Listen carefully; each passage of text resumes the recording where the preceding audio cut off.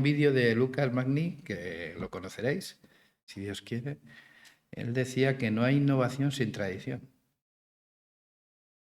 Así que a veces queremos innovar rompiendo con todo, pero sinceramente es que eso no sale nunca bien.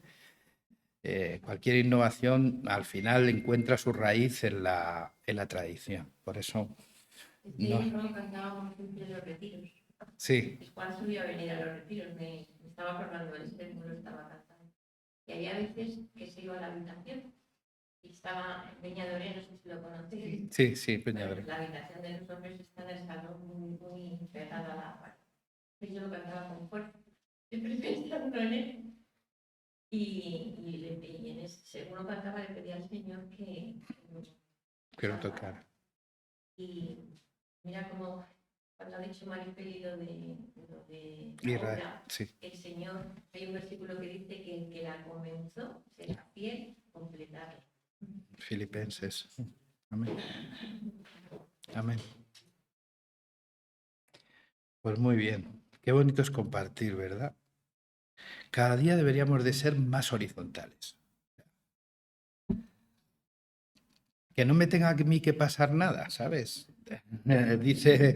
dice Marifeli, que hombre, que yo no voy a estar cantando. No te tiene que pasar nada, ni a ti ni a mí. Que asumamos todos que la iglesia somos todos, ¿no? Y que en ese sentido todos sumamos y todos aportamos, rompamos ese miedo a la participación. Porque aquí no nos examinamos. No. Aquí compartimos. Desde la normalidad, desde... A mí me encanta escucharos, de verdad, créerlo. Y no es pantomima, porque yo estoy cansado de escuchar. Soy con el que más convivo. Me escucho tanto que hay días que tengo que predicar y tengo tantos pensamientos que me levanto a las 3:30 con dolor de cabeza. Porque no tengo tranquilidad con ninguno de ellos. Y hasta que no viene la tranquilidad, yo soy un bicho raro. No os contaré mis cosas, pero soy un poco extraño.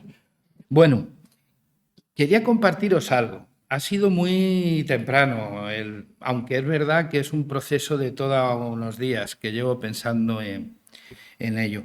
Seguro que me habéis escuchado en alguna otra ocasión hablar de ello y denunciarlo, pero en otras formas.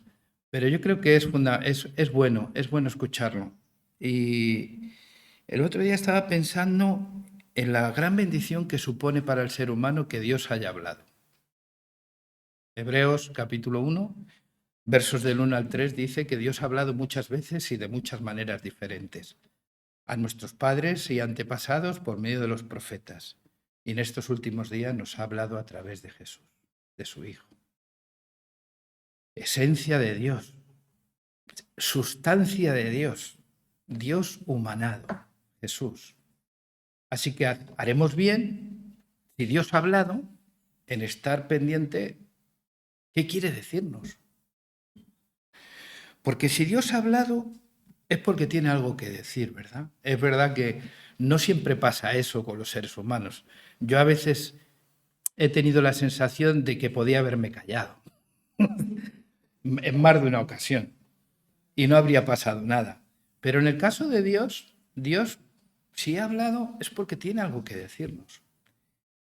Y si tiene algo que decirnos, es porque hay algo que no encaja. Hay algo que tiene que romper con los pensamientos y las ideas a veces predominantes, ¿no? Y bueno, y si tiene algo que decirnos para romper con aquellas ideas predominantes que nos llevan a una vida equivocada, además, no es que tenga algo solo que decir, es que tiene algo nuevo que decir. Y algo nuevo tiene que ver con nuestra salvación, con nuestra liberación, con nuestra transformación. Porque hay cosas que cambiar, porque hay cosas que mejorar, porque muchas veces vivimos en esa contradicción, ¿no?, entre lo que pensamos, creemos y hacemos, ¿no? Y en ese sentido hay un pensamiento predominante a lo largo de la historia de la humanidad que se ha camuflado de muchas maneras, de muchas formas, incluso ideologías, pero que pervive. Y que pervive incluso en el ámbito de la religión. La lógica retributiva. La lógica retributiva.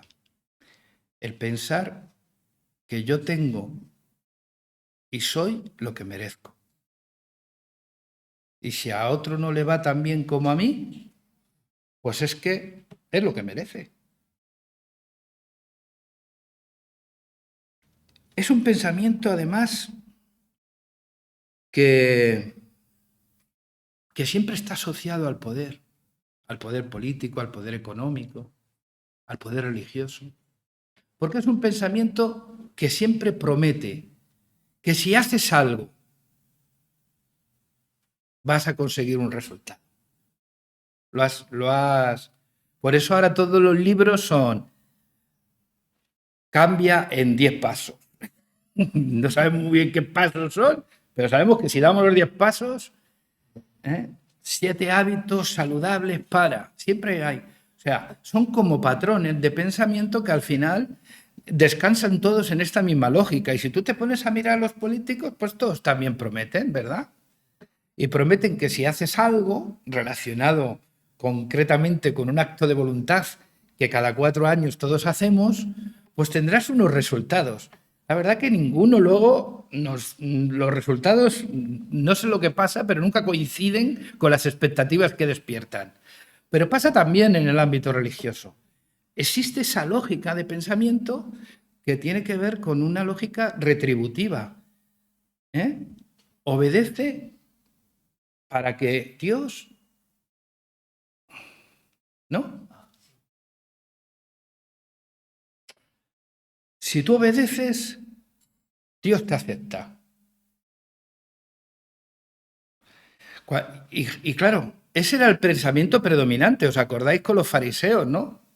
Que habían introducido una serie de normas. Teníamos pocos mandamientos que introdujeron 630 y tantos más. Lo llenaban todo de mandamientos y de ritos. Para comer, para levantarte, Era más superstición que otra cosa, ¿no? Eran celosos de todos esos mandamientos.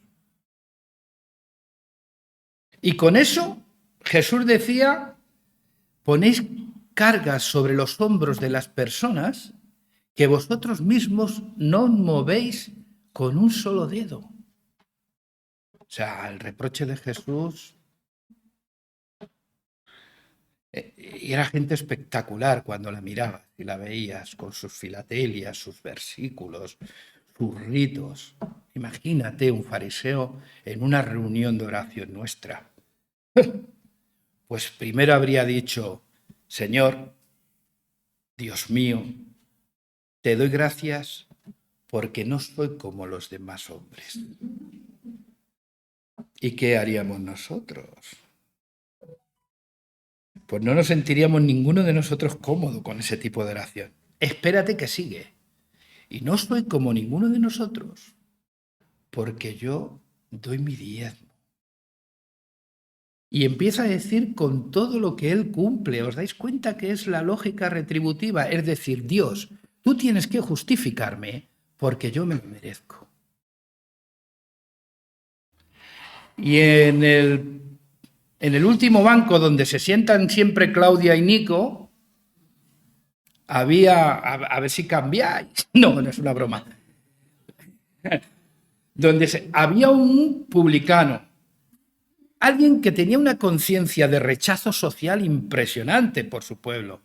Y claro, después de escuchar a ese personaje orar así, pues él metía su cabeza en el suelo como la avestruz y decía, Señor, no soy digno de ser escuchado. Jesús dice, ¿a quién justificó el Padre?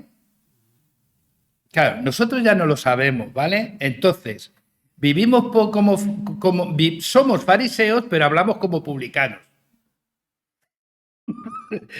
Porque ya no lo sabemos y no queremos que nadie nos pille, ¿no? Entonces, claro, Pero ¿sabéis lo revolucionario que ese tipo de palabras era para en aquel entonces? Estamos hablando de la élite religiosa, quienes imponían los mandamientos, la cultura religiosa del pueblo. Y Jesús los pone como un ejemplo. Bueno, y si lees Mateo 23, habla de aquellos que se sientan en la cátedra de Moisés, ¿vale?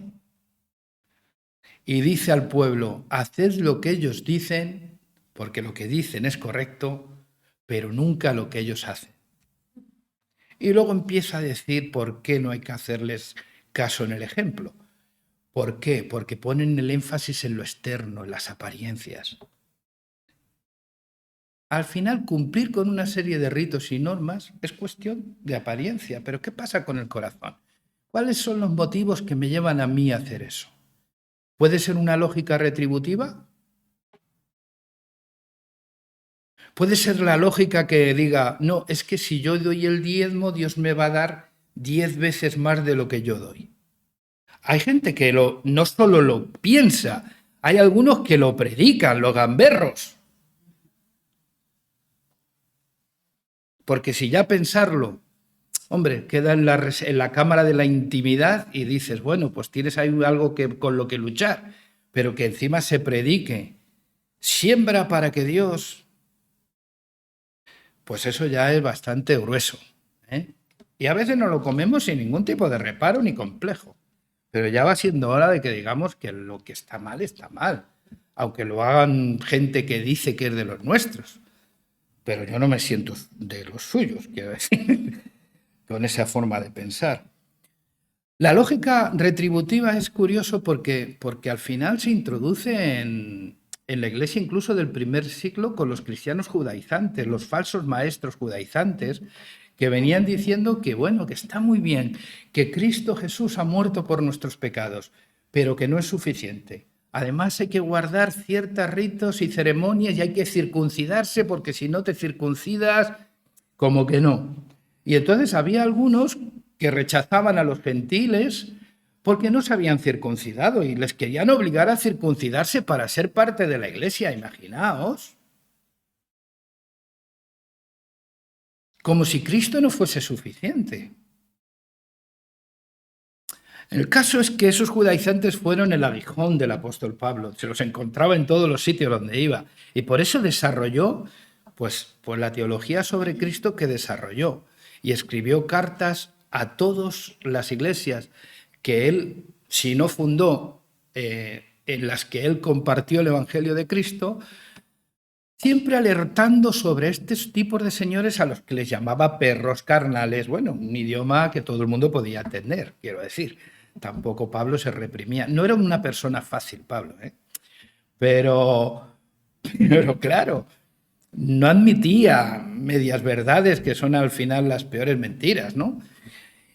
Fijaros, y es un texto que me gustaría leer con vosotros, de los muchos que podíamos entender del apóstol Pablo, ¿vale? Porque si te lees Romanos es impresionante, como, bueno, es el libro de la epístola de San Pablo a los Romanos fue una de las epístolas que Dios utilizó para avivar a los hermanos Wesley, entre otros, con aquel club de Oxford, ¿no?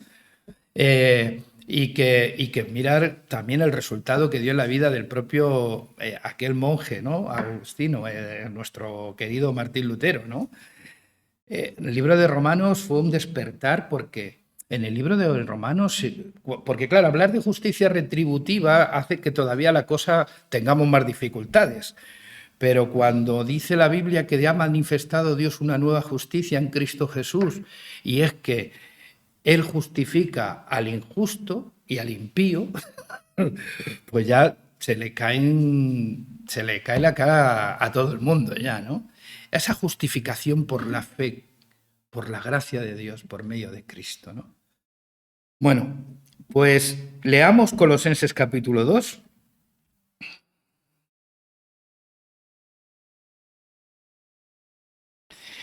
Y vamos a leer bastante. Entonces, quiero que No vamos a hablar, no nos vamos a extender. Aquí hay una de las cosas que quiero resaltar. Quiero pues que sepáis que gran lucha sostengo por vosotros, por los que están en la Odisea y por todos los que nunca me han conocido personalmente. Colosenses capítulo 2, desde el versículo 1 en adelante. Lucho para que sean alentados sus corazones y para que unidos en amor alcancen todas las riquezas de pleno entendimiento, a fin de conocer el misterio de Dios, el Padre y de Cristo, en quien están escondidos todos los tesoros de la sabiduría y el conocimiento. Os digo esto para que nadie os engañe con palabras persuasivas, porque aunque estoy físicamente ausente, no obstante, en espíritu estoy con vosotros y me alegra ver que sois muy ordenados y ver vuestra firmeza, la firmeza de vuestra fe en Cristo. Por tanto, ya que habéis creído en el Señor Jesús, vivid en Él. Versículo 6. Arraigados y sobreedificados en Él, reafirmados en la fe, tal como habéis aprendido, creciendo en ella con acción de gracias.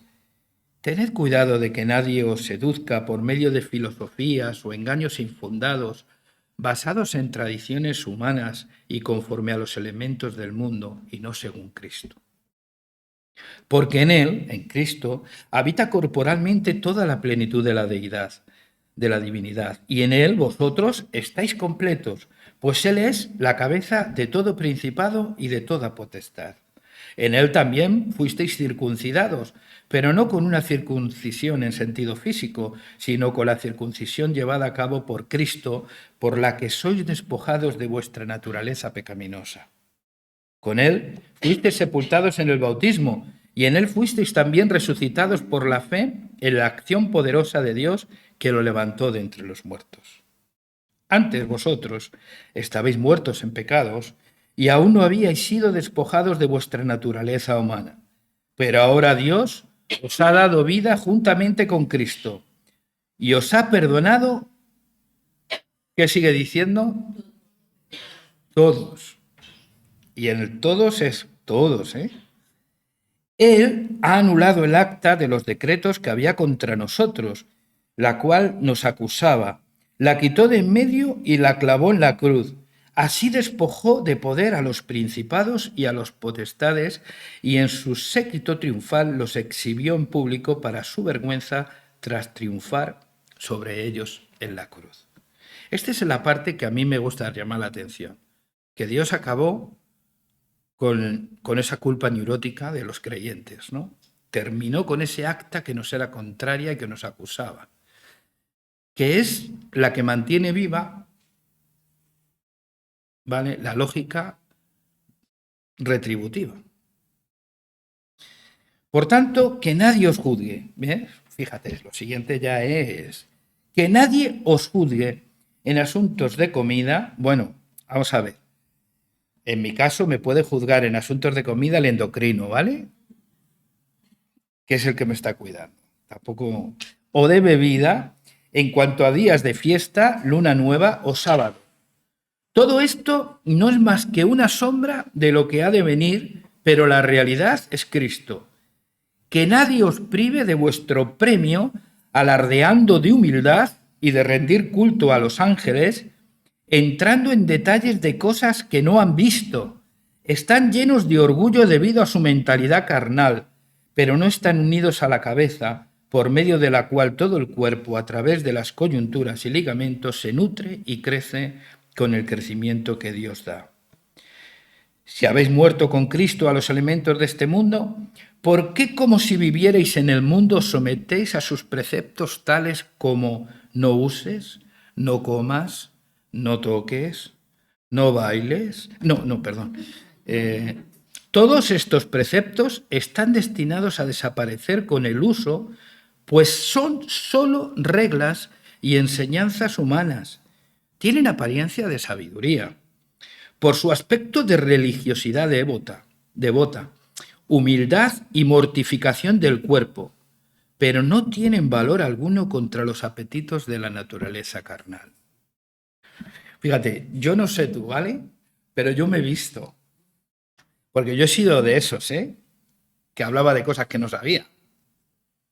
Y de esos bueno, que como dice el apóstol Pablo, tenían una apariencia de sabiduría, bueno, y una religiosidad y una devoción.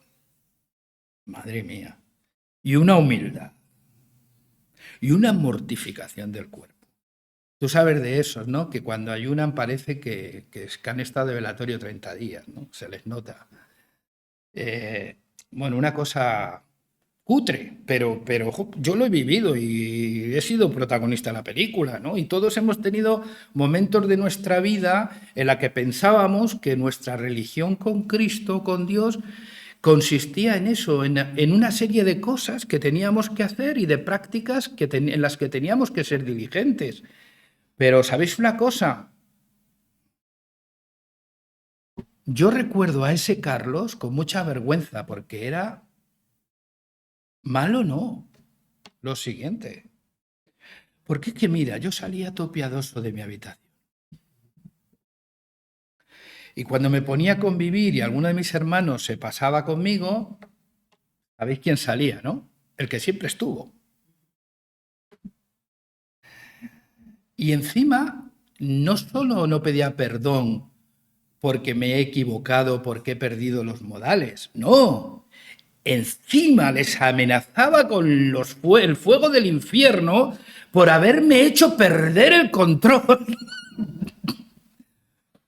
Bueno, yo he vivido eso y bueno, y se me ha venido mucha gente que he conocido a lo largo de mi vida con estas cosas, ¿no? Estas imágenes de gente que parece que te da miedo hablar con ellos, chico, que parece que viven en una burbuja.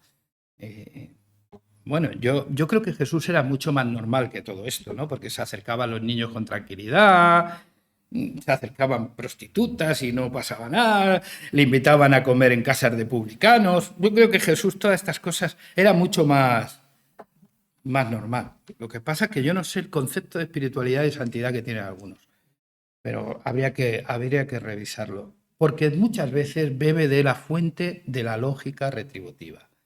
¿De dónde nace la lógica retributiva? Pues nos acompaña desde el Edén, porque aunque pecamos y Adán y Eva salieron del huerto y Dios les echó, ellos siguieron manteniendo una relación con Dios, empezaron a hacer sacrificios, o ¿qué pasa con Abel y Caín? ¿A quién le estaban ofreciendo los sacrificios? ¿A quién? A Dios, como una forma de agradar a Dios. ¿Veis cómo ahí empieza la lógica retributiva? ¿Sabes qué pasa? Que la lógica retributiva no supera el miedo a Dios. Todo lo contrario, lo agranda. Porque yo conozco creyentes que llevan toda su vida en la iglesia, sirviendo al Señor fielmente, que tratan de ser creyentes y todavía te dicen, espero que el Señor no me diga nada cuando me presente delante de él. Pues yo no sé con qué Señor te codeas. Pero si estás todos los días hablando con él, pues me imagino que ya conoceréis algo, ¿no? El miedo, que es un síntoma del pecado y que el miedo a Dios tiene que ver con que el hombre, cuando se sintió descubierto, que después de desobedecer a Dios, se escondieron de Dios. Es la única vía que tenían de escape, se escondieron de Dios. Y claro, esta lógica retributiva alimenta ese miedo. Y hay creyentes que todavía tienen miedo y encima te lo justifican diciendo, la Biblia dice que has de temer a Dios. Y lo dice, pero no con ese miedo. Porque esos que tienen ese miedo no les impide pecar. No les impide pecar. No les impide. Lo que les hace es vivir siempre infelices, tratando de agradar a un Dios que tiene un sentido del humor muy complicado, que se enfada fácilmente y que tiene una ira. Claro, desde ese prisma, imagínate el miedo que la gente puede llegar a tener. Pero no solo eso. sino esa culpabilización del uno al otro, ¿no? Siempre, desde que el hombre pecó, la lógica esta retributiva siempre necesita compararse y nunca va a sentirse culpable. Si se siente culpable, lo va a proyectar siempre sobre los demás. ¿Os acordáis? ¿Qué habéis hecho? ¿Quién os enseñó que estáis desnudos? No, vamos a ver. La mujer que tú me has dado, ¿vale? Si no me hubieses dado esta mujer, yo no habría pecado. Fíjate tú, la cara que hay que tener, ¿vale? Ese que tuvo miedo y se escondió, mira cómo le habla. ¿Ves?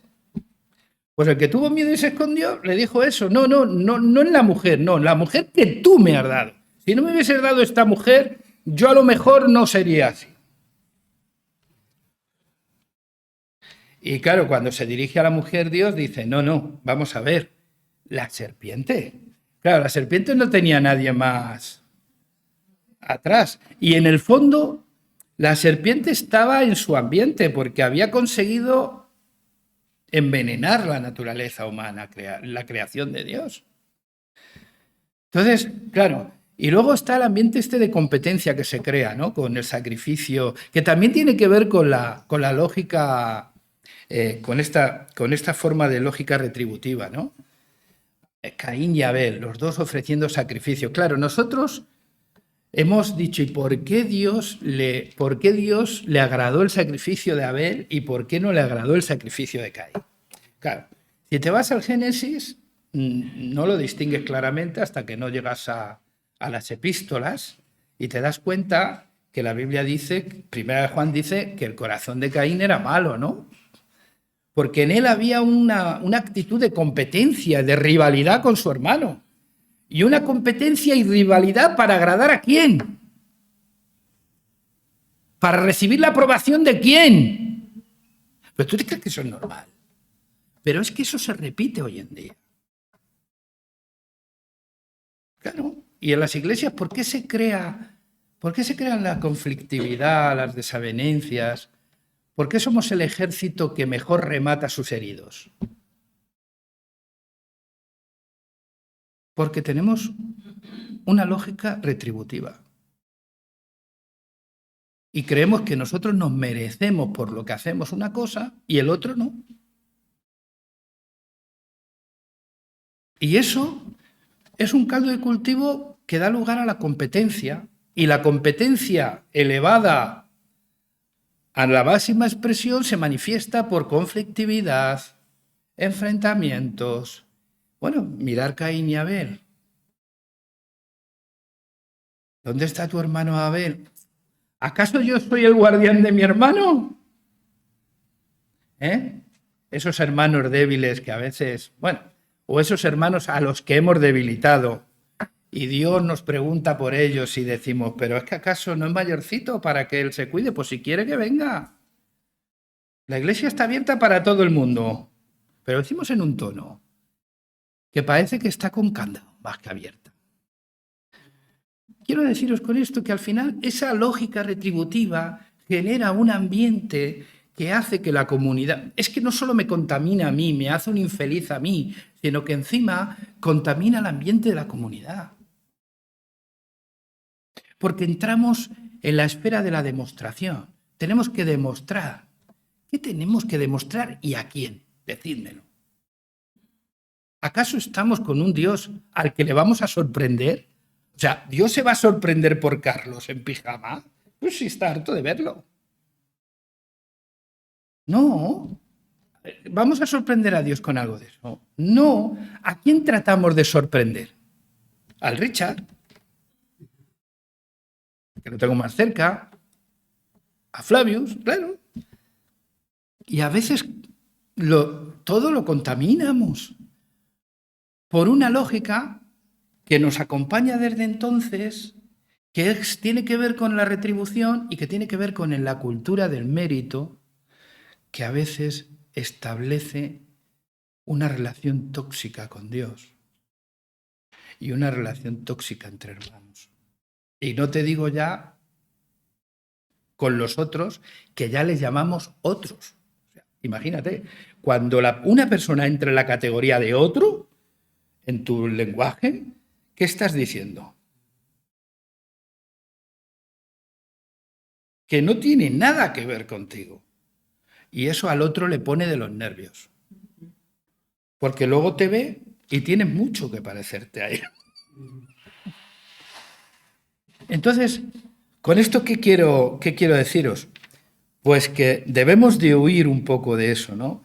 Porque esa lógica termina afectando a nuestra autoestima y al valor que nosotros tenemos delante de Dios, pero por la misma naturaleza termina afectando también a los demás. Termina afectando nuestra relación con Dios, termina afectando nuestra relación los unos con los otros y termina afectando nuestra forma de evangelizar.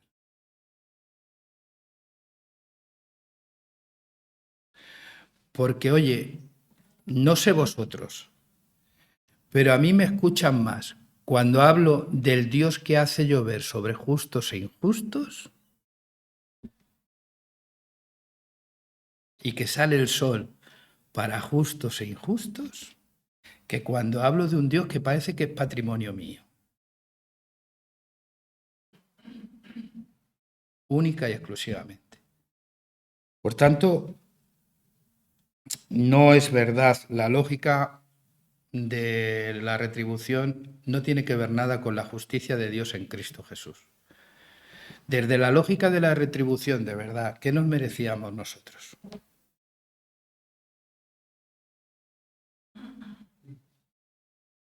¿Qué nos merecíamos? Y sin embargo, ¿qué nos dio Él? Se dio a sí mismo. Es más, la justicia que Dios revela en Cristo es que esa lógica de la retribución, es decir, lo que merecíamos, lo asumió Él.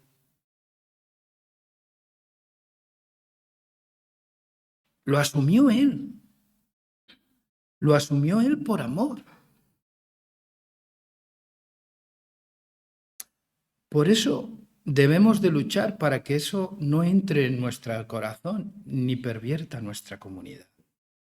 Porque yo he visto cómo comunidades se deshacen, matrimonios se deshacen, vidas se deshacen, cuando estamos hablando en términos retributivos. Lo que yo me merezco, lo que yo tengo, lo que yo he conseguido, que yo me echo a mí mismo. Todo ese tipo de lenguaje que no nace de una... Pues como hablaba Dani, ¿no? La mejor respuesta a lo que Cristo ha hecho por nosotros no es entrar en una lógica retributiva, sino en una actitud de agradecimiento, ¿no? O sea, de gratitud. Primero de asombro. Oye, ¿cómo puede ser que yo viva lo que estoy viviendo? ¿Qué he hecho yo para merecer lo que estoy viviendo? Y segundo, de gratitud. Y es que el asombro y la gratitud son la entrada a la adoración, a la alabanza a nuestro Dios. Por eso, cuando uno ve lo que Dios ha querido decirnos en Cristo, escuchando lo que Cristo hizo y dijo, como por ejemplo el Sermón del Monte, te das cuenta de lo paradójico y de lo contrario a los valores de este mundo. Decidme vosotros si hoy se puede decir bienaventurado el pobre de espíritu. ¿Vais a escuchar a algún político decir bienaventurado el pobre de espíritu?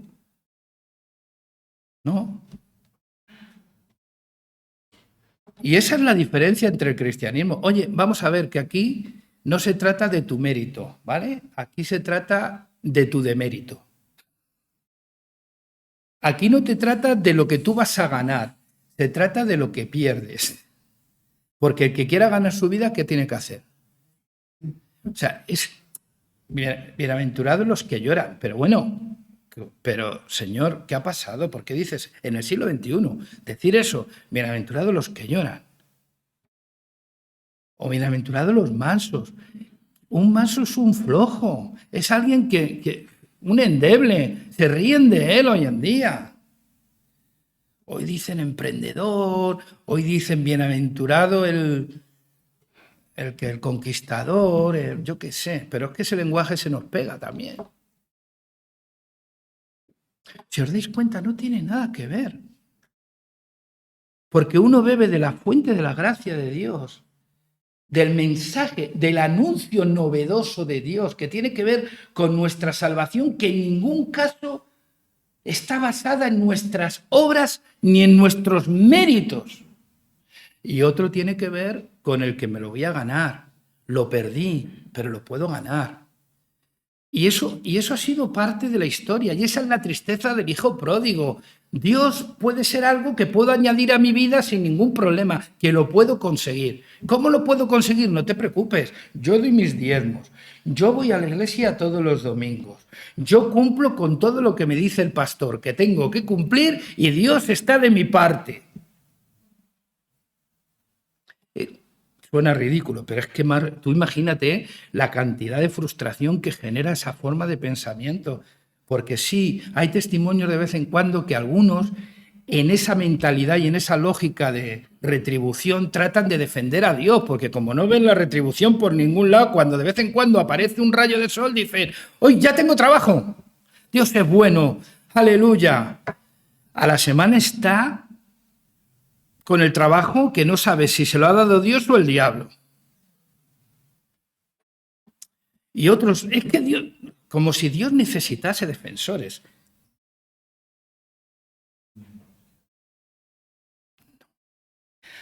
A Dios no le puedes ganar. Él se te ha dado. ¿Bien? A partir de ahí, relájate. Disfrútalo. Compártelo. Vívelo. Ya está. No te fustigues más. No te castigues más. Sal de la lógica retributiva. No tienes lo que te mereces. Tienes lo que has creído en Cristo, su perdón. Su perdón. Bienaventurado aquel que sus pecados han sido perdonados. Todos nuestros pecados han sido perdonados en Cristo. Amén. No hay ninguna factura que pagar. Él ya la pagó. Hay algunos que, claro, lógica retributiva, cuando te escuchan decir esto, te están diciendo, no, hermano, tú estás rebajando la gracia. ¿Tú qué quieres decir? ¿Que se puede hacer lo que te da la gana? No, hombre, no te has enterado. Que cuando tú estás en Cristo, ya no vives tú, vive Cristo en ti, que no es lo que te da la gana. Ya quisieras tú hacer lo que te da la gana. Porque yo no sé lo que es eso desde hace tiempo.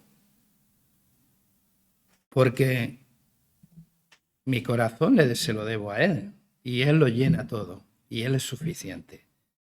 ¿Estás diciendo que se puede pecar? No, estoy dando por hecho que soy un pecador. Sí. Pero abogado tengo para con el Padre, Jesucristo. Y eso me hace igual, eso me evita juzgar, eso me evita un montón de cosas. ¿Sabes lo que? Eso me ayuda a amar a mi prójimo, porque me hace un igual a Él. Bueno, que no quiero enredarme, que yo traía 4 apuntes porque quería ser breve y al final me estoy liando. Pero salgamos de esa lógica, ¿vale? Porque la lógica del mérito es la que luego nos lleva a otro segundo peor enemigo de la fe, que es el resultado. Esclavos de los resultados. Y ahí entramos ya en métodos de crecimiento, de liderar. Bueno, nos volvemos loquísimos. Por eso, en Cristo es un terreno seguro. En Él están reservados todos los tesoros de conocimiento y sabiduría. Lo hemos leído en Colosenses. En Él somos plenos, completos.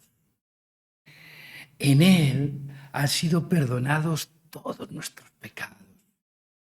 En Él hemos recibido una vida nueva. ¿Para qué más? Vamos a dar gracias a Dios.